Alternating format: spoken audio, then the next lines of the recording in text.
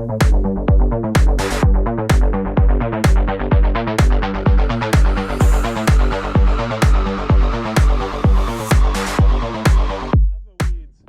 back to MR Fishing Ohio, and today we're going to be talking about something that I think gets overcomplicated a bit, and that's gear ratios for bait casting reels. I'm going to use a couple clips that I have from the past 2 seasons to kind of show you what gear ratios I use the most, but also kind of the benefits of the different gear ratios out there. You can see anything from 5 all the way up to 9 and 10. But in reality, what it's referring to, you'll see things like 7-3-1, 6-4-2, things that sound like that. It's how fast the reel is. And when I say how fast it is, it's really how much line is it taking in per turn. That's what the different ratios mean. So the higher the number, the more line it pulls in per spin, basically. So a faster end is going to be in the 8 to 10 range, and then the mid-range ones are like a 6. To me, a 7 gear ratio reel is what I use the most. And in this clip you just watched me catching this fish, I was burning a spinnerbait on the top of the water. And as you can see, I was turning that reel pretty good. But a lot of times when I'm using a spinnerbait, I don't necessarily want to go too fast. It's only when I'm in really shallow water that I do want to burn it. And part of the reason I throw a spinnerbait on a 7 gear ratio reel is that I have the versatility to slow down, but I can speed up when I need to. And that's a thing that a lot of times in our age, a lot of people don't have patience. They don't have what it takes to slow down. I know I struggle with this myself. And by having a reel that is not too high a gear ratio, you don't get into zombie reeling, which can be a killer. Because if you don't do some kind of variation in your retrieve, a lot of times you end up getting less bites. So it's something really important to consider when you're out fishing, and it's something really to pay attention to. So in this first clip, as I was saying, it was a 7 gear ratio reel, Ardent vertex contender. I'll link the different reels that I use below, as well as like what model of them I use. And everything pretty much I use is left-handed. And this one, as I said, 7 gear ratio. I use this for well over half the lures I throw. Another nice one. Now in this next clip, we are talking about a drastically different scenario in the same exact body of water. In fact, not too far from where I caught that fish in the first clip. As you can see, it's a lot colder. And I am using a different reel and rod combo here. I'm throwing a lipless bait, and I'm fishing a 6 gear ratio reel. You see here I bagged my biggest kayak bass of the year. It was a pretty nice fish. Usually a lipless will give me a big one once a year, and this ended up being my biggest kayak bass of the year.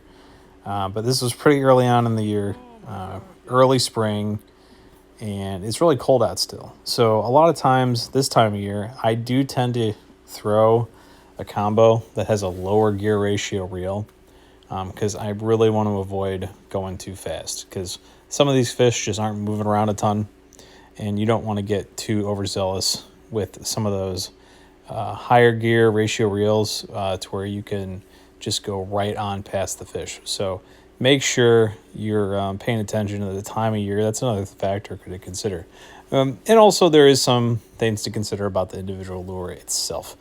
For a lipless, I typically will throw it on a 6 gear ratio or a 7, depending on the time of year. Early on in the year, I'm throwing it on a 6. And later in the year, in the summer, I will throw a lipless or some other types of crankbait still. And a lot of times I'm throwing that on a 7 gear ratio reel when I'm fishing the summer. Typically medium diving crankbaits is what I like to use in the summer. And for the most part, that's going to happen when the water's a little warmer, fish are chasing a little better, and it's okay if your lure is going a little faster. So nothing really too different on how fast I reel. You'll notice that in any of the videos you watch from me, I don't fish extremely fast when I'm reeling in, but I don't fish that slow either. And the thing with changing gear ratios, is that it helps if you have a more consistent reel speed. By changing gear ratios, you don't have to change how you reel depending on the lure.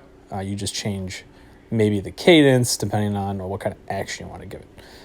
So if you use all the same gear ratio, you end up having to like manually change how fast you're reeling, which can get kind of hard to do, especially in the long tournament days. So that is the benefit of having multiple gear ratios.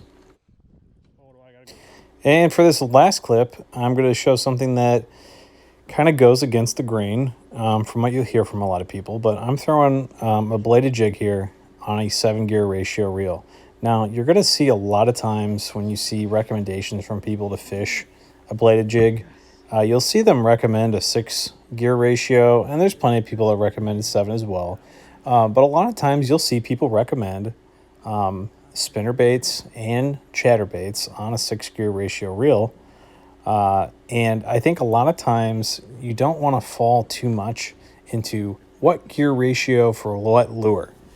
It honestly depends more on your style of fishing and how fast you reel. If you're someone that reels very fast, you may want to actually pick out your gear ratios more intentionally. If you're not too speedy on your retrieve and you're more slow and steady, then it doesn't really make a difference what gear ratio you're using to a certain extent. Now, I will say there's a handful of lures that gear ratio matters 100%. But for moving baits, there's not a whole lot different between using a 6, a 7, or even an 8 in some scenarios. Now, the only time in my opinion, you want something that is on the higher end, 8, 9, or even 10 with some of these new bait casting reels, is when you're throwing something that you need to make a lot of casts and you're more of like flipping, pitching, or throwing a frog. I understand why you want a quick retrieve with that. But for a lot of moving baits like what I use, it's never necessary to have that high a gear ratio. And you should be worried more about what kind of speed you're doing yourself.